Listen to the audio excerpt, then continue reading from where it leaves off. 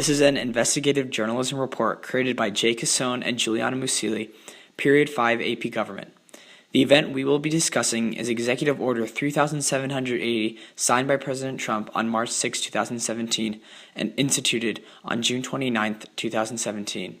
This executive order, among other things, prevents people with nationality from 6 countries, Iran, Libya, Syria, Somalia, Sudan, and Yemen, from entering the country for 90 days, and decreases the limit of refugees the United States will accept from 110,000 to 50,000.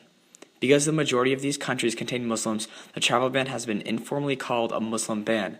President Trump says this ban does not target Muslims, but claims that the majority of terror attacks on the United States are from these 6 countries. And in order to keep our country safe, this executive order must be put in place.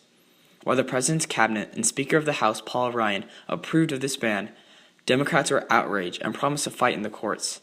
In this report, we'll be looking at 5 articles, 2 from sources typically conservative, 2 from sources typically liberal, and 1 international source. We will be analyzing these articles by uncovering the bias in them, and in the end, determining which of these 5 articles is the most impartial.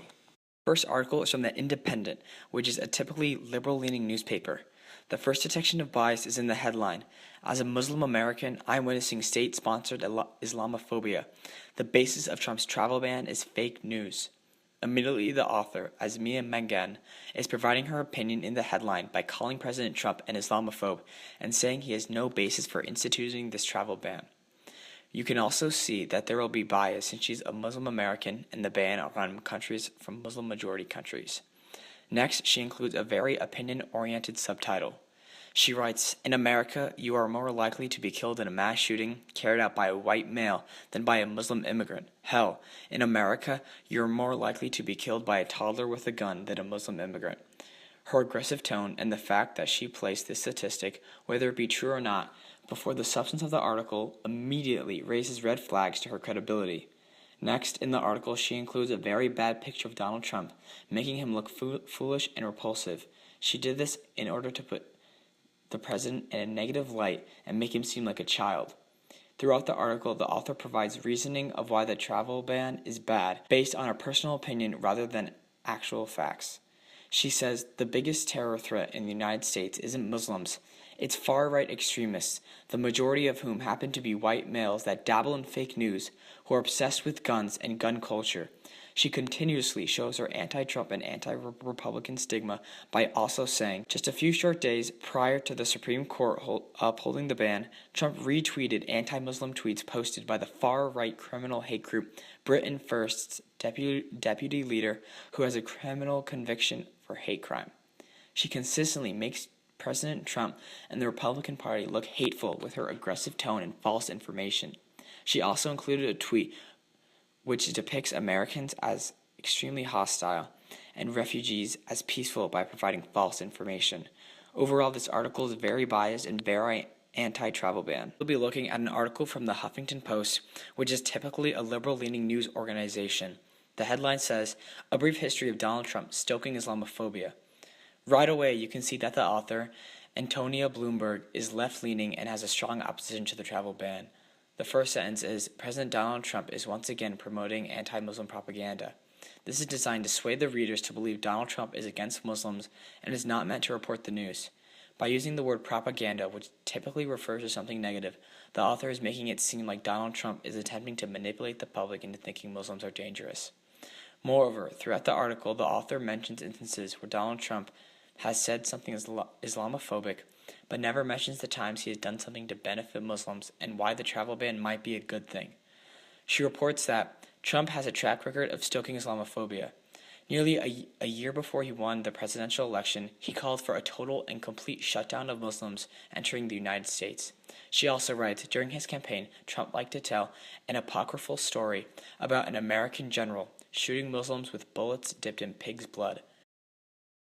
By providing these facts, whether true or not, and ignoring instances when Donald Trump did something to benefit Muslims or by explaining why the travel ban might be good, the credibility of this article is gone and the bias that the author had when reporting on this topic is very clear.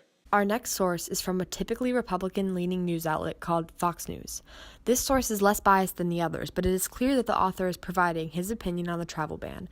In the article, both opinions on the travel ban are not given. Instead, the author reports on the reasons for the ban made clear by the administration officials, putting the ban in a positive light and providing logic for the ban that other news sources aren't including.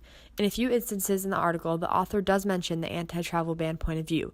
For example, he provides a quote from the leader at the National Immigration Law Center, which states, "What remains the same is the discriminatory core of these bans, which we were always designed to exclude Muslims from the United States." Though he provided these opinions, they are in minute detail compared to the information of why the ban may be a good thing. This source is one of the most unbiased we have analyzed, but it is, however, not the most unbiased. To Republican news sources, the media provider Breitbart is one of the most right-wing sources on the internet. The headline of the article says, "Never Trump New York Times columnist. Trump's foreign policy is winning." Clearly, right off the bat, the title is frankly criticizing a journalist at a left-wing news organization. Also, if instead it had stated Trump's foreign policy is successful, that would have been more impartial. And this picture of winning is accompanied by the picture of Trump saluting, presumably at his inauguration, makes readers envision President Trump as militaristic with his posture as a respected leader. This New York Times columnist, Ross Douthat, surprisingly affiliating as a conservative, did not support President Trump during the election and referred to himself as a never Trump activist. During the 2016 election, Douthat states, and I quote, "The risks of Trump are so distinctive as to throw the perils of a Clinton presidency into relative eclipse." His outlook on Trump's policies were not positive. However, once Trump's travel ban, along with many other advances in the government, were put into action, Douthat admits that, quote, "the Trump administration's approach to the Middle East has been moderately successful." This clearly appears to only a conservative viewer audience, because left-wing viewers, although possibly supporting Douthat's writing before, now that he supports the Trump administration and their policies, proves that Trump's actions are in fact swaying people that had in the past not supported him. Along with this newfound approval of the recent governmental actions, Douthat criticizes left-wing press, including himself, for, quote, "ignoring the victory over ISIS and not adequately reporting an important success because it does not fit into the narrative of Trumpian disaster in which our journalistic entities are all invested." In conclusion, this article is clearly criticizing anti-Trump activists by proving that Trump's actions in the government are actually having a positive impact on the country's foreign relations, and in turn creating a shift in support. Next, we will be looking at an international source, BBC. The headline is, "Trump's U.S. travel ban, what's the full story?" The article starts with a regular picture of Donald Trump that is subtitled, "Donald Trump has updated the restrictions on his travel ban, which was first introduced in January 2017. Immediately, it is clear that this article is unbiased, as in the headline they are reporting the news instead of providing their opinions on the travel ban. And in the picture shown, does not put President Trump in a negative or positive light. Throughout the article, the author continues to report the facts and takes an unbiased, journalistic approach when describing the full story about the Muslim ban. The author also provides the negative and positive aspects of the ban. He provides evidence as why people have dubbed the travel ban as a Muslim ban. He writes, "Mr. Trump said the plans were about keeping America safe from terrorism, and that it was not a ban against Muslims, but many people disagreed because the majority of people living in 6 of the countries on the list are Muslims."